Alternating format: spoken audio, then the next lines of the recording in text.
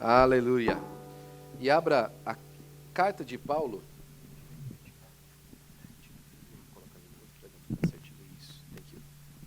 Glória a Jesus. Abra a carta que Paulo escreveu aos Coríntios, a primeira carta que ele escreveu aos Coríntios, no capítulo de número 11. Você conhece essa leitura de cor.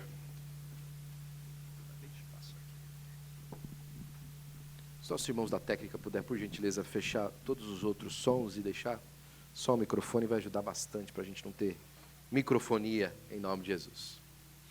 Glória a Deus. Irmãos, mais uma vez, gostaria de agradecer a Deus por essa oportunidade de estar aqui, ao nosso pastor Joel, pela oportunidade que ele nos dá de poder contribuir com o trabalho que Deus está fazendo através do Ministério do Belém, nos lugares onde está trabalhando. Eu sou muito agradecido, irmãos, pelas oportunidades que nós temos, porque o Senhor é maravilhoso. Deus é muito bom.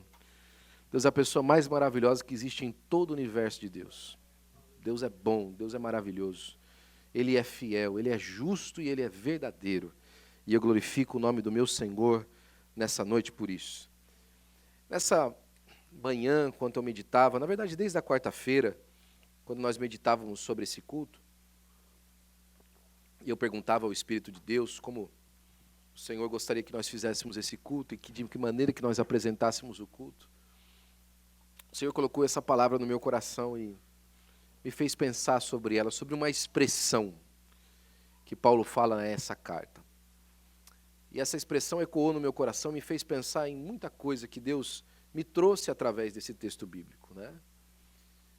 E eu gostaria que você, junto comigo, a partir do versículo 17, nós vamos ler alguns versículos em nome de Jesus. Versículo 17. Nisso, porém, que vou dizer-vos? Não vos louvo porquanto vos ajuntais não para melhor, senão para pior. Porque antes de tudo ouço que, quando vos ajuntais na igreja, há entre vós dissensão, e em parte o creio.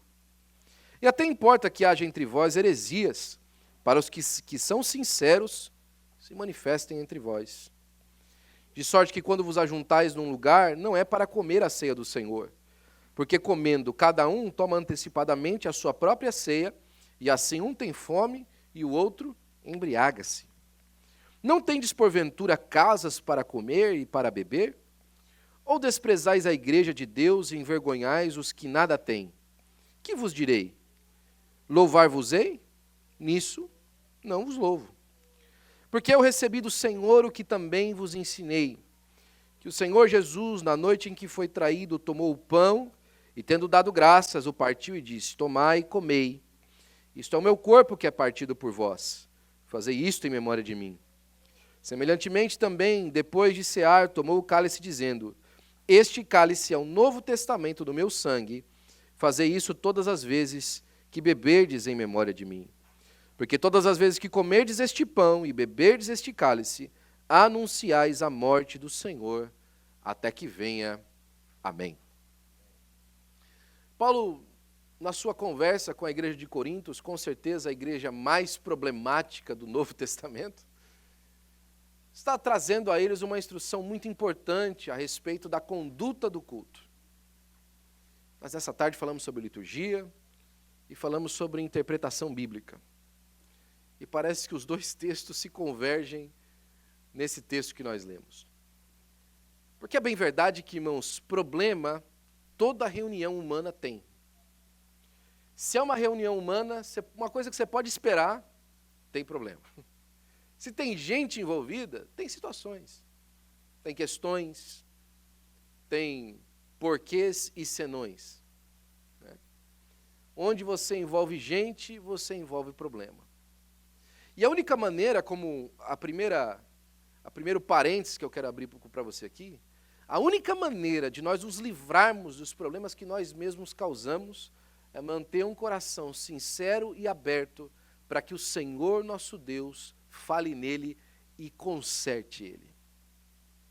A única esperança para a nossa vida é que o Espírito Santo de Deus continue ministrando no nosso coração aquilo que nós precisamos ouvir. E aquilo que nós precisamos fazer. E a maneira que nós precisamos agir para que a glória da nossa reunião não seja nenhum de nós, mas o Senhor. Para a glória do nome do Senhor Jesus Cristo. Um dos salmos mais interessantes que Davi escreve no auge do seu reinado é esse, quando ele diz assim: Senhor, não a nós, mas ao teu nome dá glória. Não para nenhum de nós, não para efeito de nenhum de nós, mas ao nome do Senhor, na nossa reunião glorifica, exalta. Em outra passagem ele fala assim: Senhor, na presença dos deuses, a ti cantarei louvores. Mas às vezes, irmãos, o que acontece é que as nossas reuniões se tornam, na verdade, desfiles para as nossas conquistas. Desfiles para aquilo que nós conseguimos passar. A gente chega no final de semana e é comum e compreensível. Ele fala assim: olha, venci mais uma semana. Alcancei mais esse benefício. Cheguei no lugar onde queria. Foi-me dado aquilo que eu estava pedindo. E tudo isso é mistério. Faz parte. Faz parte da nossa vida. Faz parte da nossa vida ser abençoado. Você não dá um glória a Deus? Faz parte da nossa caminhada ser abençoado. Faz parte celebrar as bênçãos de Deus. Faz tanto parte que tem um livro na Bíblia dedicado a falar sobre isso, Eclesiastes. Diz que nada melhora para o homem do que comer do fruto do seu trabalho e desfrutar com a sua família, com a sua esposa. Ser feliz porque esse é o seu dom na terra, o seu pedaço na terra, celebrar. Mas o problema em Corintos é que as reuniões deles tomaram um sentido diferente. Porque as reuniões começaram a se cercar só nas celebrações pessoais deles. O puxão de orelha que ele dá, fala assim, que cada um traz o seu pedaço de casa e come rápido para que o que não tem um pedaço bom não poder desfrutar. Como? Quer dizer então que tem irmão na igreja que recebe bênção e ele não compartilha da sua bênção com seus irmãos em volta? Essa igreja de Corintos era muito complicada. Já pensou viver num lugar desse? Onde os irmãos não compartilham da bênção que recebe com aqueles que ainda estão passando num problema e um sofrimento. Você já imaginou viver num lugar desse? Que cada um é por si? Que se você tem para comer, que bom, se você não tem, o meu é meu. Que se você tem alegria, legal para você, se você está passando por um problema, olha, come o seu pedaço aí, porque eu já passei pelo meu. Você já pensou viver num lugar assim? Deus me livre, né? Que Deus tenha misericórdia da vida desse pessoal em Corintos, que começou a cercar a sua vida de tantos bens, que era incapaz de enxergar a necessidade do outro, até mesmo numa reunião, onde todo mundo trazia um pedaço de comida para comer. A reunião da Santa Ceia primitiva, e Judas faz uma expressão disso, eram consideradas festas de amor. Era chamada Santa Ceia no seu princípio, festas de amor. E era uma festa realmente de amor. As pessoas celebravam umas com as outras, olhando e fazendo com que o benefício da igreja local seja distribuído e conversado. Eu não estou pregando aqui marxismo, tá? Deixa eu deixar bem claro. O que eu estou falando para você é que existia no coração de cada cristão a consciência de que os seus irmãos deveriam estar vivendo bem também. Tem um dito popular aí que fala assim, olha, todo mundo quer você bem, mas não melhor do que ele. A gente não aceita isso aqui, em nome de Jesus.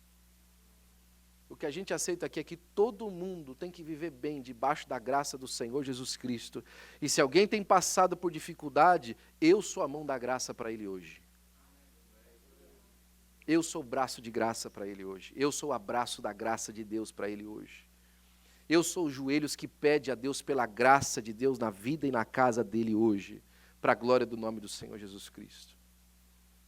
É claro que Paulo também entendia que existia um outro tipo de situação, que ele fala para a igreja de Tessalônica, né? Olha, aquele que trabalha aqui também não coma. Porque o pessoal tinha falando, Jesus está voltando, eu não preciso mais sair e tal. Mas o contexto dessa questão Não é o que se trata aqui. O que se tratava aqui era simplesmente do fato das pessoas estarem se juntando sem a consciência de que a bênção de Deus na sua casa e na sua vida era para ser compartilhada. Era para ser dividida. E ele fala o seguinte, olha, nessa questão aí, eu não louvo vocês não. Eu acho interessante porque ele fala assim, eu ouço que quando vocês se ajuntam na igreja, há entre vós dissensões. E ele fala, e em parte eu acredito. O que Paulo fala no seu apostolado como homem de Deus, é que ele sabe que nós somos capazes de, tendo benefício, praticar o mal. De sendo abençoado, esquecer o nosso irmão. De estando feliz, falar assim, é porque eu fiz por onde? Tem muita gente que acha que o seu tempo de alegria hoje é porque ele pagou um preço lá atrás. Talvez realmente você tenha corrido atrás, mas e se a mão da graça não tivesse te alcançado? E se o braço de Deus não tivesse te erguido? E se fosse Deus que não tivesse colocado a mão no seu pé para não escorregar? Um dos salmos que eu mais gosto é o Salmo 94, versículo 19, e é um salmo anônimo. Eu costumo falar para os irmãos, já como é anônimo, às vezes eu falo que fui eu que escrevi. E o salmista fala assim, quando o meu pé vacila, a sua mão, Senhor, me alcançou. Multiplicando-se dentro de mim os meus cuidados, as suas consolações reanimaram a minha alma. Sabe o que reanimou a sua alma? Foi a consolação de Deus, que Ele ia te levar lá. A consolação de Deus reanimou a minha alma. E aí ele fala assim que por conta disso, em parte, ele fala assim, até importa que haja entre vocês heresia. Olha, faz por conta da dissensão de vocês, por conta da falta de compromisso com vocês, com o bem comum da comunidade de crentes que vocês estão vivendo, faz parte que tem gente mentindo sobre doutrina para você. Uau! Faz parte que vocês estejam enganados sobre o que significa a palavra de Deus.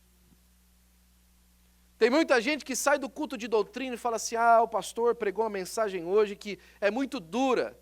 Deixa eu abrir esse irmão aqui que prega uma mensagem mais light, eu vou me alimentar com essa. E vive de heresia, de preferência.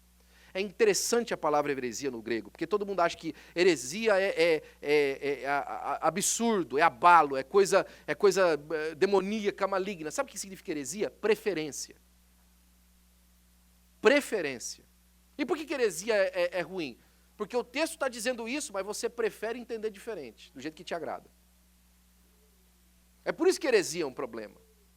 Porque a heresia são as nossas preferências manifestadas no texto. E é por isso que aparece os que, quem me viu passar na porta e não me ajudou, quando me vê na bênção vai se arrepender. Que a minha vitória tem sabor de mel. Que os irmãos da igreja vão ficar envergonhados por causa de mim, porque eu vou estar vitorioso. Eles vão ver só. É por isso. Porque faz parte que elas apareçam. Sabe para quê? Não para expor quem está errado, mas para Deus manifestar os sinceros. Mas para Deus manifestar o coração que fala assim, Senhor, eu não quero saber se é repreensão ou se é bênção. Se vem do Senhor, eu quero.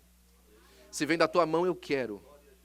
Se é para consertar a vida ou se é para ser hoje exaltado pela tua mão, eu quero que vem da tua parte. Jó falou assim, recebemos o bem de Deus, não receberemos o mal também?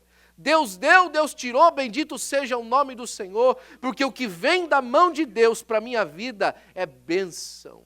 Todas as coisas conjuntamente contribuem para o bem daqueles que amam a Deus e foram chamados pelo seu propósito para a glória do nome de Jesus. Os sinceros se manifestavam quando a heresia aparecia. O sincero é aquele que falava assim, não, peraí. O meu irmão está passando por isso, não é porque ele pecou, não. É porque Deus está me chamando a atenção para ser um braço de ajuda ao meu irmão. Meu irmão está passando por tristeza e tribulação, não é porque ele fez alguma coisa, não. É porque Deus está manifestando a minha mão para ser um braço de ajuda, para ser uma oração aos meus irmãos. Alguns dias atrás, nossa família passou por um momento muito difícil.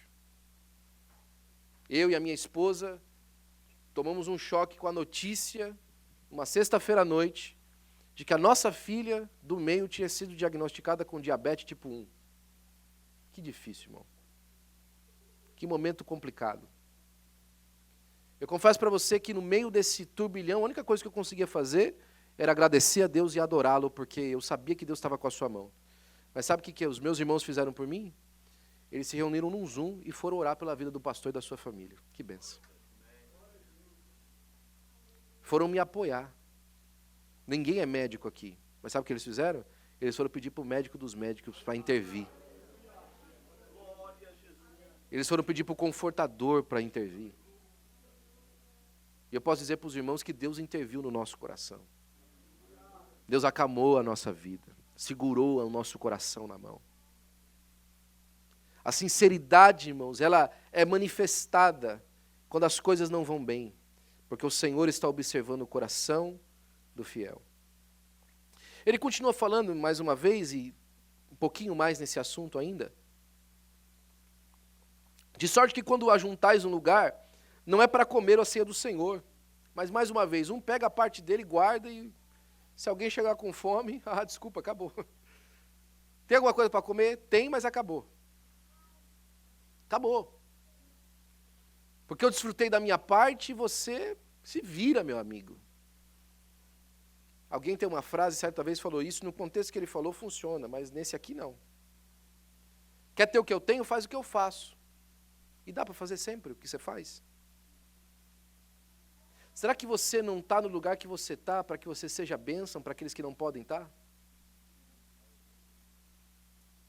Mardoqueu olhou para Esther e falou assim, Esther, quem sabe não foi para esse tempo que Deus te colocou aí? Porque é o seguinte, se você usar esse tempo para ajudar os seus irmãos judeus, amém. Mas se você não fizer, vai vir socorro de outro lugar, viu? E você vai perder a bênção de ajudar os seus irmãos. E você vai perder a bênção de ajudar aqueles que precisam.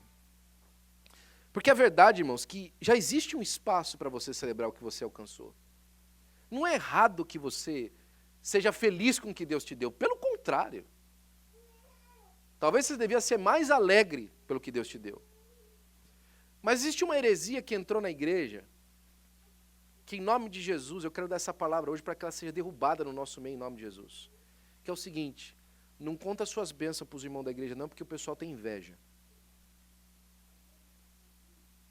Tem muita gente aqui que já ouviu isso.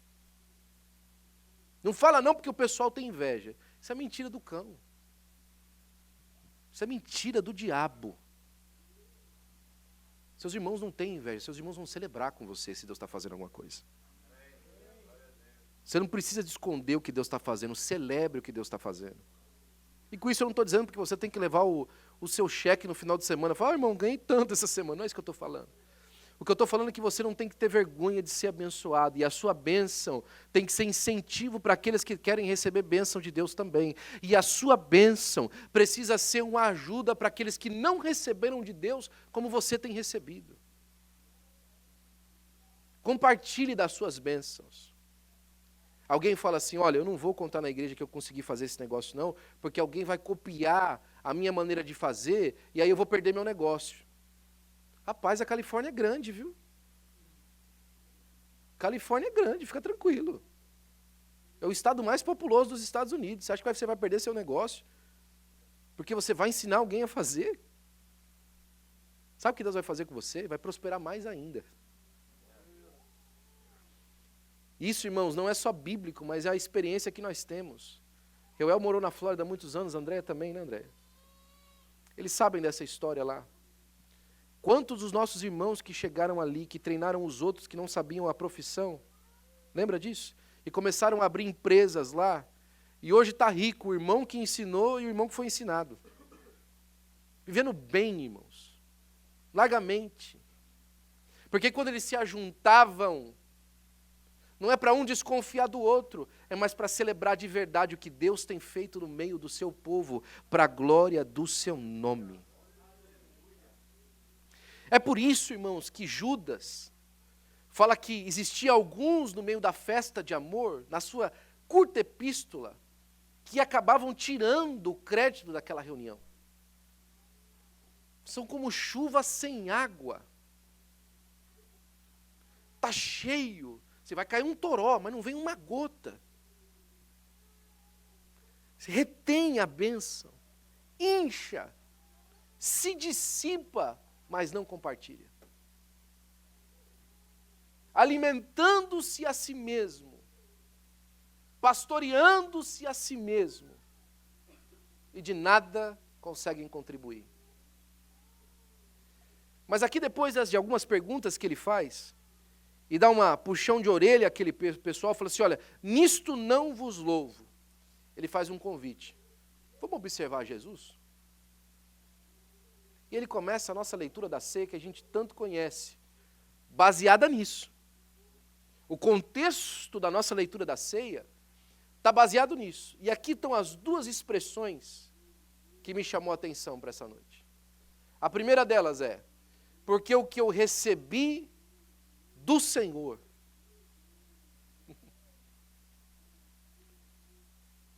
Se você abrir a sua Bíblia em 1 Coríntios capítulo 15, a partir do versículo 2, você vai ver no Paulo escrito assim, porque o que eu recebi foi o que eu vos ensinei. Que o Senhor Jesus Cristo morreu pelos nossos pecados, como diz a Escritura, e que foi sepultado e ressuscitou ao terceiro dia, conforme diz as Escrituras, e depois foi visto pelos 11, e depois por Cefas e Tiago, e depois apareceu mais de 500 testemunhas, e por derradeiro apareceu a mim como abortivo. Esse texto, ele fala assim, eu recebi de alguém, e eu ensinei. Mas o texto de 1 Coríntios, ele não diz que foi uma pessoa humana que disse para ele. Ele fala assim, o que eu recebi do Senhor. Aquilo que você tem na sua mão hoje, você não recebeu do seu patrão, você não recebeu do dólar, você não recebeu do governo americano, você não recebeu do seu esforço, você não recebeu do seu trabalho, você não recebeu de alguém que lhe ajudou, você recebeu do Senhor. Foi Deus que te deu. Esse lugar para congregar, essa história que você está vivendo, essa felicidade e alegria que você alcançou, essa tribulação que você está passando, você recebeu do Senhor. Foi Deus que te deu. Foi Deus que trouxe isso da sua vida e para você agora. Foi Deus que... Mas pastor, o diabo que está me tentando, Deus permitiu que chegasse até esse momento e daí não passa porque Ele te guarda da hora da tentação fatal. O que eu recebi do Senhor foi Deus que me ensinou. Imagina o Paulo. Talvez seja naquela visão que ele teve do céu, que ele foi até o terceiro céu e viu coisas que são inefáveis. Talvez Jesus chamou ele para ele e falou assim, deixa eu mostrar para você o que aconteceu naquela noite, Paulo. Porque não foi Pedro que contou para ele, não foi Lucas que contou para ele, não foi João, não foi Tiago, não foi nenhum deles. Ele fala que eu recebi do Senhor, foi Jesus quem me disse. Foi Jesus quem me mostrou. Foi Jesus que abriu o véu e me fez ver aquela hora. Foi Jesus que me ensinou o que estava acontecendo.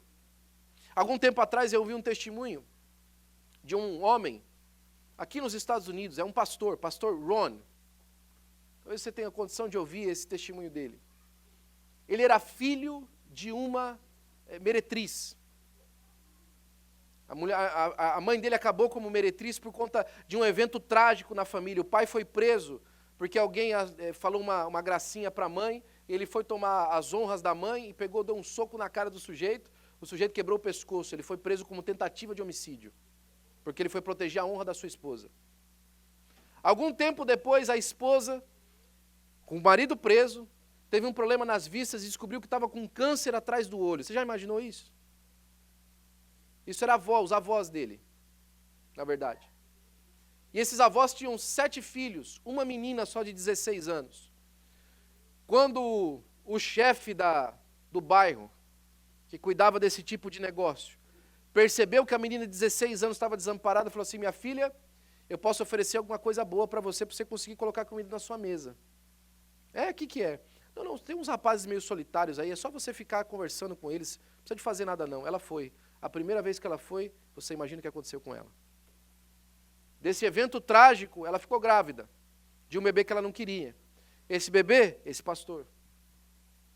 Esse pastor tentaram abortar a vida dessa criança várias vezes de dentro da barriga da mãe. Estou apressando a história. Por fim, a criança nasceu com retardamento mental avançado. não conseguia falar, não conseguia aprender, não conseguia ouvir direito. Colocaram ele na escola para fazer macarrãozinho porque desistiram dele. Chegou uma professora na escola cheia do Espírito Santo e falou assim, falou para a diretora, olha, me dê só os piores da escola, que eu quero trabalhar com eles. A diretora falou, toma. A senhora só me deixa fazer uma coisa, eu só quero que você me permita usar a Bíblia com eles. Ela falou, pode usar o que você quiser. Contanto que você dê alguma atividade para essas crianças, pode usar. Quando ela olhou os olhos sobre aquele rapaz, que com 10 anos de idade já tinha tentado o suicídio, 10 aninhos de idade, ela olhou para ele e falou assim, sabe o que está escrito na Bíblia sobre você? Ele falou, sobre mim, sobre você. Ele falou assim, aí ele falou, onde? Aí ele abriu em Jeremias capítulo 1, versículo 5, falou assim, eu te chamei desde o ventre da sua mãe, e te dei por profeta às nações. Aí ele falava no coraçãozinho dele, mas eu sou uma criança, e não digas que és uma criança. A hora que ele terminou de ler, aquela criança chorando, ele olhou para a professora, e a professora falou assim, meu filho, se você colocar essa palavra no coração, e aplicar ela na sua vida, isso vai mudar a sua vida e a vida da sua família. Ele falou, glória a Deus, eu vou fazer isso. Daquele dia em diante, durante o summer, ele decorou 5.000 versículos. Quando ele voltou para a escola, nada mais era um problema para ele. Matemática não era mais problema, inglês não era mais problema. Ele terminou o high school como o primeiro da escola, terminou a faculdade como o primeiro da escola, saiu e se dedicou ao ministério. Com 21 anos de idade, ele pegou uma igreja com 50 pessoas, no final do primeiro ano tinha 500. E chegou até a ser coach de um grande time da NFL. Muito tempo depois, ele trouxe a mãe dele para Jesus também. Os irmãos dele, os tios dele eram todos satanistas. Quando ele vira o menino restaurado, ele falou assim, esse menino não sabia mastigar chiclete e andar ao mesmo tempo, agora o menino pregando, aí como é que isso acontece? Aceitaram todos a Jesus. No dia das mães, ele chamou a sua mãe para a igreja, E começou a contar o testemunho, ele pregou naquela noite sobre a reabilitação de Raabe. Já imaginou isso? A mãe dele, uma meretriz, ele pregando sobre a reabilitação de Raabe. E ele começou a falar assim, lá em Hebreus, no capítulo de número 11, existem muitos grandes homens de Deus, os patriarcas de Israel, só 2 mulheres. Uma delas, Sara, a princesa do povo de Israel. E guess who? Imagina quem fez a segunda spot feminino, conseguiu a segunda participação feminina na lista dos heróis da fé do povo de Deus. Raabe, a meretriz. A hora que ele terminou de falar isso, a mãe dele levantou no meio do culto e falou assim, o que eu preciso fazer para aceitar Jesus? Mas a história não acaba aqui. Porque o que diz que o que eu recebi do Senhor foi o que eu também vos ensinei. Quando a cortina se abriu e Paulo enxergou o passado, sabe o que ele descobriu? Que o pai dele biológico era filho de um pastor desviado. E o avô dele biológico, que tinha esse filho desviado, todas as noites orava a Deus dizendo, Senhor, eu não sei aonde a minha geração, aqueles que geraram da minha vida estão, mas, Senhor, onde é que eles estiverem, abençoa e chama eles ao ministério. O que eu recebi do Senhor foi o que eu também vos ensinei. Você não sabe que o que você está vivendo hoje, alguém orou lá atrás para que o Senhor Jesus Cristo te desse. O que você está recebendo hoje, alguém se esforçou na oração para que chegasse na sua mão. O que está na sua mão hoje foi preparado desde a eternidade para que você recebesse. O que eu recebi do Senhor foi o que eu vos ensinei.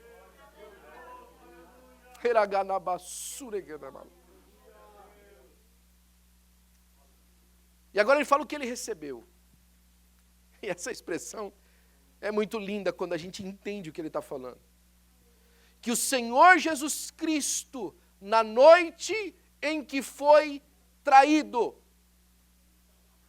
Você ouviu o que eu falei? Não foi o Senhor Jesus Cristo na noite que ele foi honrado. Não foi o Senhor Jesus Cristo no dia que a vitória dele teve sabor de mel. Não foi o Senhor Jesus Cristo quando ele colocou a bandeira de vitória. Não foi o Senhor Jesus Cristo quando foi empossado em toda a sua glória. Todo poder me foi dado nos céus e na terra. Não foi nesse dia. Que o Senhor Jesus Cristo, na noite mais difícil da vida dele, que ele foi traído. Na noite que ele foi rechaçado. Na noite que deram um beijo nele, ele teve que olhar na cara do algoz e dizer, aqui vens, amigo. Na noite em que ele foi traído, foi nessa noite. Na noite que você fala assim, eu tenho razão de estar reclamando, porque é o que eu estou passando. Na noite que você fala assim, ninguém entende o que eu sinto, o que eu penso, o que eu passo. Na noite que você fala assim, ai, olha, coitado de mim, se tivessem sentindo a dor que eu estou sentindo. Nessa noite sua, sabe o que Jesus fez? Ele multiplicou o que ele tinha para que nós fôssemos abençoados. Na noite mais difícil da vida dele foi a nossa vitória. A noite que mais lhe custou foi quando ele nos abençoou de verdade. Foi nessa noite.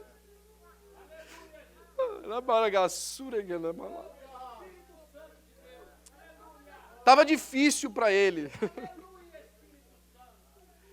Estava difícil para ele aquela noite. Pouco tempo depois ele estaria lá no horto, sentindo pavor, suando grossas gotas de sangue. Mas ele olhou em volta dele e falou assim, ei, esse pão aqui é o meu corpo que é partido por causa de vós. Esse pão aqui sou eu que estou sendo partido para que você possa entrar no lugar, é o meu corpo. O meu corpo está sendo partido porque você vai entrar no lugar dele, você vai ser meu corpo agora. Meu corpo está sendo partido.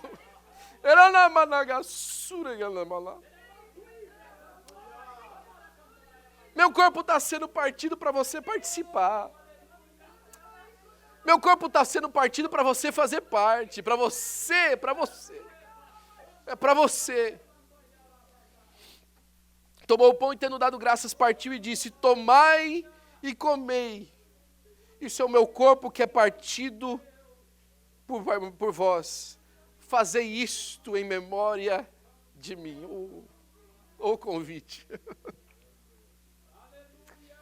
O convite, olha, faça isso lembrando de mim. Aí a gente vem aqui, toma um pão, Senhor, obrigado porque o Senhor me deu o documento. Senhor, obrigado porque essa semana eu tive uma semana de vitória, eu venci.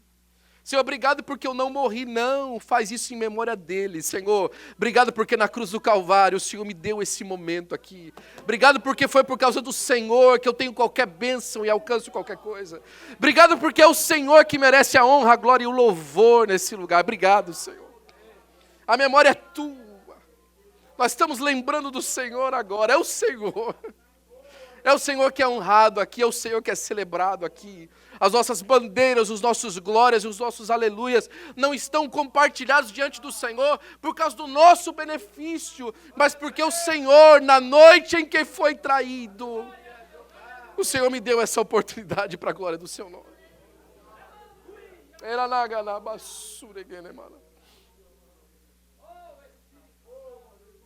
E como se fosse pouco, né?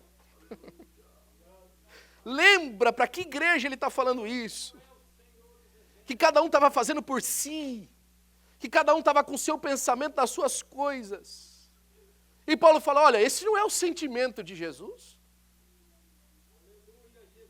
Na noite mais difícil, em vez de reter o pouquinho que ainda lhe restava, ele distribuiu.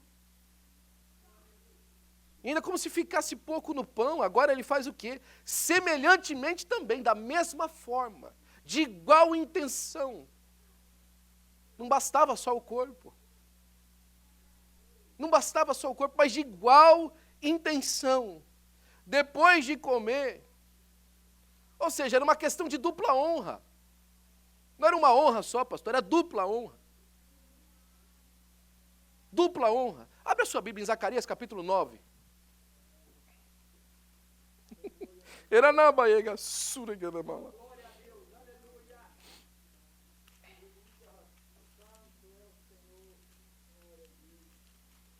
Se eu não me engano, versículo 12.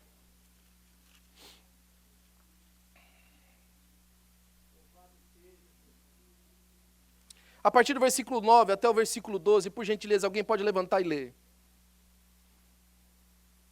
Do versículo 9 ao versículo 12.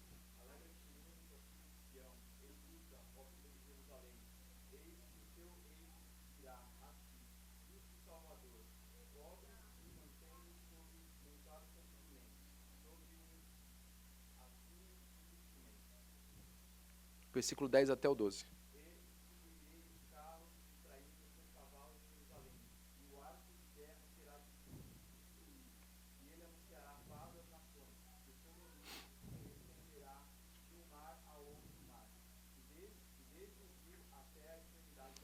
Onze e 12 bem forte agora. Aleluia. Em que não...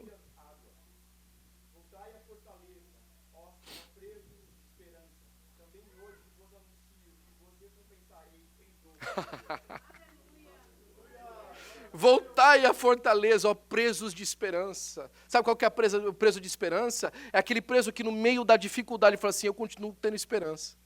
Como assim? Era para você estar preso na adversidade, era para você estar preso no problema, mas sabe o que te prende? A esperança. É o que prendeu o Abraão. É por isso que Abraão está lá na história dos heróis da fé. Sabe por quê? Ele olhava para a condição da esposa dele, em vez de ele ficar na esperança, não vai dar certo. Não, mas Deus prometeu, vai dar certo. Ele disse que vai dar certo. Mas agora, não foi por causa disso, foi por causa do sangue de Jesus. Nós não temos uma honra só, nós temos dupla honra. É o corpo. Mas semelhantemente também. É participar do corpo, mas semelhantemente também. É estar aqui, mas semelhantemente também. Depois de cear, ele tomou o cálice e disse, este cálice é um novo testamento no meu sangue. Sabe o que significa isso? É que agora vocês não estão presos mais a um testamento antigo. Agora é um novo testamento, é novas regras, é uma nova maneira de olhar, é uma nova maneira de observar. Agora é novo de novo. E é no meu sangue, é no sangue que fala mais alto do que o sangue de Abel.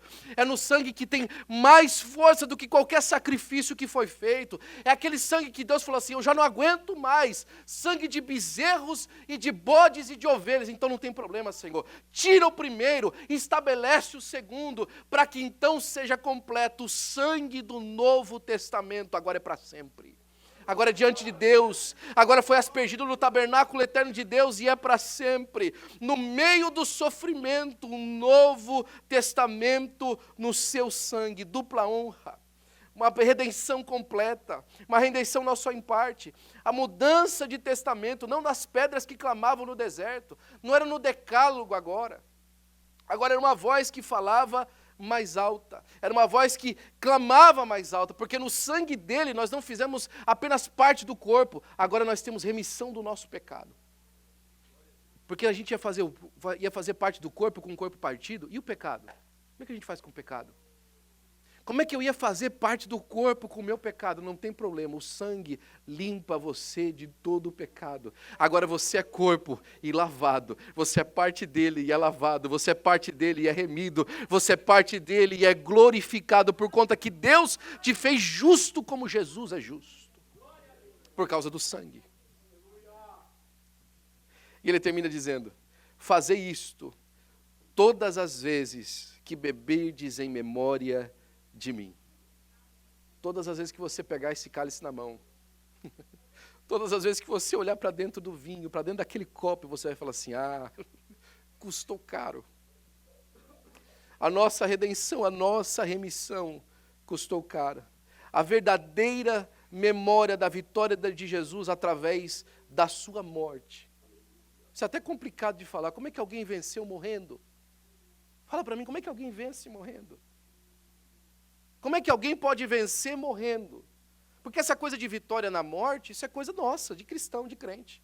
No passado, morreu, acabou. Morreu, terminou. Morreu, volta agora só a vida lá dos mortos. A morte era um conceito tão complicado que alguns gregos inventaram que a morte te dava um acesso lá no mundo dos mortos e você podia beber alguma coisa ou viver de alguma maneira. Mas a morte ganhou conotação de vitória em Cristo, foi só ele, foi por causa dele. Antes disso não tinha isso. E como é que isso ganha? Bom, Pedro explica, e eu gosto dessa passagem. Pedro está lá pregando para os irmãos de Jerusalém, pela primeira vez, lembra no dia de Pentecostes? Ele olha para eles e fala assim, vocês, estão me olhando, você que está me vendo aí, está me ouvindo? É você mesmo. Aquele Jesus, vocês mataram com a ajuda dos romanos, foi vocês que mataram ele. Vocês mataram eles. Né? Só que não tem problema não, porque a este, Deus ressuscitou ele dos mortos. E essa expressão é demais. Posta as ânsias da morte. Já pensou a morte com ânsia? A morte, vem cá, não segura ele, não dá. Ele é a vida, a própria vida. Posta as ânsias da morte. E ele explica, porque não era possível que fosse retido por ela. Como é que a morte ia fazer?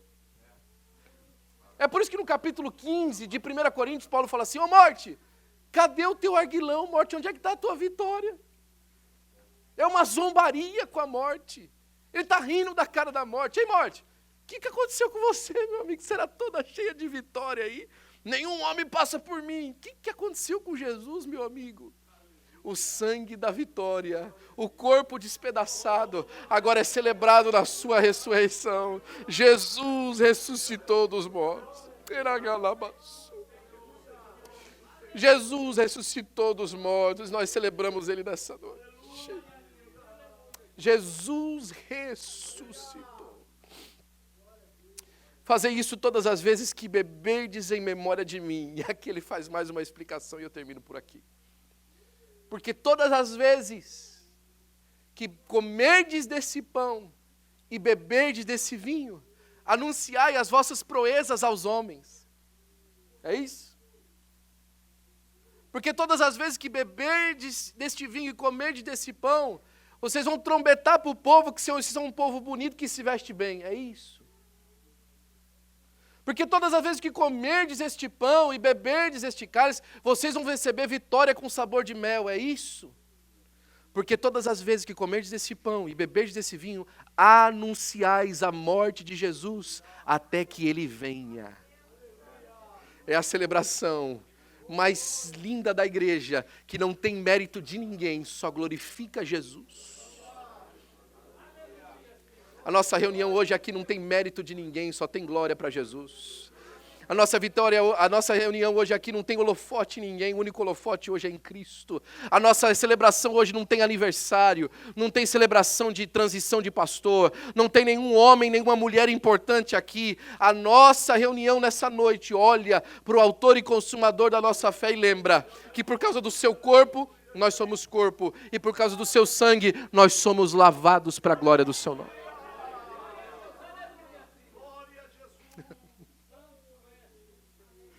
Eu espero que pelo Espírito de Deus, você nunca mais na sua vida olhe para você para celebrar a Santa Ceia. A única coisa que você vai fazer para você para celebrar a Santa Ceia é o que ele diz mais para baixo. Examine-se, pois o homem a si mesmo. E veja, se nós não estamos nos celebrando, se nós não estamos nos honrando. Porque se a gente estiver fazendo isso, estamos participando do corpo do Senhor Jesus Cristo de maneira indigna. E sabe o que acontece? É por isso que às vezes a gente olha e o nosso resultado é tão pequeno. Por isso que há entre vós muitos fracos e doentes e muitos que dormem. Porque se a gente percebesse essas coisas mínimas, a nossa vida não teria lugar para ficar pensando, e o dólar, e a cotação do real, em minhas cabeças de gado no Brasil, em minhas casinhas, em minha reforma, em meu carro novo. Se a gente olhasse para o corpo de Cristo, a gente ia perceber que aquilo de mais precioso que nós poderíamos receber na nossa vida, nós já temos. Você já tem. Você já tem. Você já recebeu. As pessoas, eu fico pensando aqui, meus irmãos, as pessoas fazem cada coisa por causa de um documento nesse país. Para alcançar um documento. Eu estou junto nessa, viu? Eu também não alcancei o meu, não. Eu não cheguei lá ainda também, não. 17 anos aqui. Amanhã. By the way, Alessandro, feliz aniversário, meu amigo. Deus te abençoe, viu? Eu também estou atrás ainda, não consegui.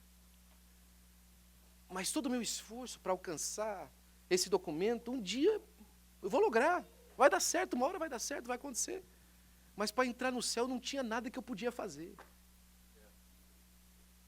Eu não podia casar com uma anja e morar no céu. Eu não podia pular o muro que tem entre o céu, o abismo que há, entre o lugar do tormento e o lugar lá do seio de Abraão, nem isso se conseguia fazer.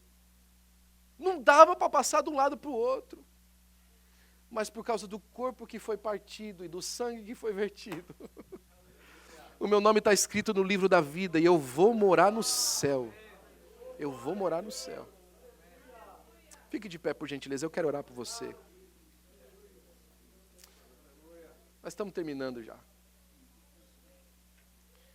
Mas eu quero fazer um convite para você. Talvez alguém aqui nessa noite veio para a nossa Santa Ceia acompanhar um familiar, veio aqui pela primeira vez. Não é comum a gente ter visitantes convidados na nossa Santa Ceia. Mas talvez você veio hoje. E eu quero te dar essa oportunidade de você participar disso que Jesus fez para mim e para você. Porque a palavra de Deus diz assim, que aquele que crê no seu coração e confessar com a sua boca vai ser salvo. Tem que crer, mas tem que confessar. É simples. Se você hoje quer receber o Senhor Jesus Cristo como seu único e suficiente Salvador, eu quero lhe dar a oportunidade hoje para participar do corpo e ser lavado no sangue e fazer memória com a gente já também. E nunca mais a sua vida vai ter o mesmo sabor. Porque todas as vezes que você vê alguma coisa, você vai lembrar que você é corpo e você vai lembrar que você é levado e remido pelo sangue de Jesus. Se você quer receber o Senhor Jesus Cristo como seu único e suficiente Salvador, eu quero que você venha aqui à frente. Se tem alguém, acompanhe, por gentileza. Eu quero orar por você em nome de Jesus. Nós temos a nossa irmã ali que está recebendo Jesus como seu único e suficiente Salvador. Você não glorifica a Deus pela vida dela? Aleluia. Mas a nossa irmã é a nossa amiga. Talvez você participe de muita coisa que ela também talvez passou na sua vida. Talvez você hoje está celebrando vitória que Deus te deu, em vez de celebrar o Deus da vitória.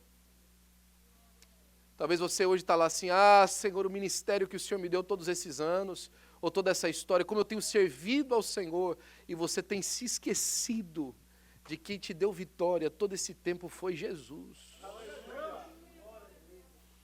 Sabe que eu me lembro todo dia, alguém me fez essa pergunta esses dias atrás, lá na mesa da minha casa. Falou assim, Pastor Will, parabéns pela sua formação na faculdade. Muito feliz pelo senhor. Eu posso fazer uma pergunta para você? Um homem muito experiente me fez essa pergunta. Ele olhou para mim e falou assim, como é que essa faculdade que o senhor fez te deixa mais perto de Jesus? Eu olhei para ele e falei assim, meu irmão, não deixa. Se eu for depender do meu ensino para me aproximar de Jesus, eu vou ser mais um sepulcro caiado andando na rua. Se eu for depender das obras que essas mãos fazem para Deus, para me aproximar de Deus, eu vou ser mais um sepulcro caiado na rua. Mas o que me aproxima de Deus é a consciência todos os dias, que foi por causa do corpo partido e do sangue vertido, e que isso não muda quando o conhecimento aumenta, que isso não muda quando as coisas são abençoadas, e que isso não muda quando as coisas são difíceis também.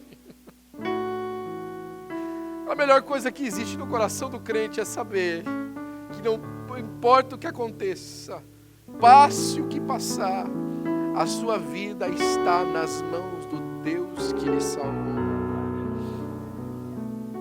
Se você quer fazer um renovo com Deus nessa noite, eu quero chamar você à frente. Talvez as coisas tenham te atrapalhado da vida e você tenha sido olhado as coisas de uma maneira equivocada. Essa aqui é uma festa de amor, e o amor de Deus está sendo derramado sobre os nossos corações. Venha renovar o seu compromisso com Deus nessa noite. Eu te dou 30 segundos a vir aqui à frente em nome de Jesus. Grande é tua fidelidade. Vem à frente, se Deus falou com você para renovar o seu pacto com Jesus.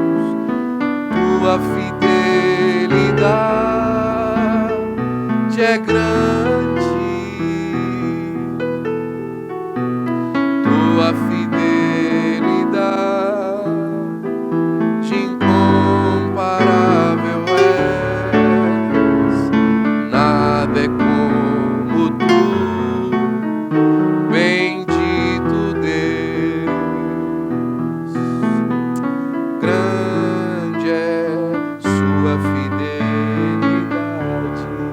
Pai, nós te damos graças, Senhor, pela bondade do teu coração, ó Deus. Pela renovação da nossa fé, Pai, pelo teu Espírito Santo. Pela vida que é alcançada pelo teu Espírito, Senhor, nesse lugar, Jesus. Senhor, Pai, pelos corações, ó Pai, Senhor, jubilosos.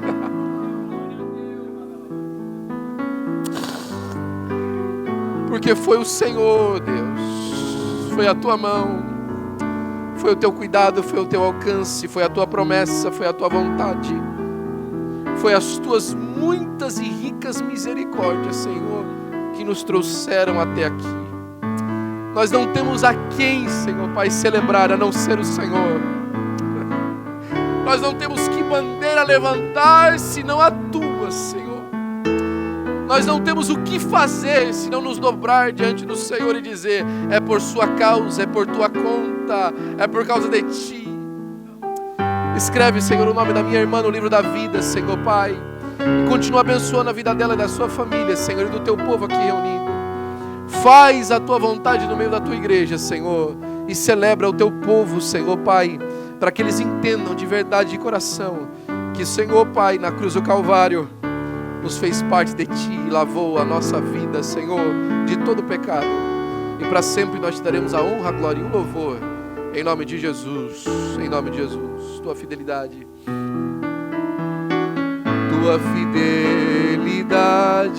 incomparável é, incomparável é. Nada é como tu, nada é como tu, bendito Deus, bendito Deus. Grande é a tua fidelidade, grande é tua fidelidade. Aleluia, grande é a tua fidelidade, grande é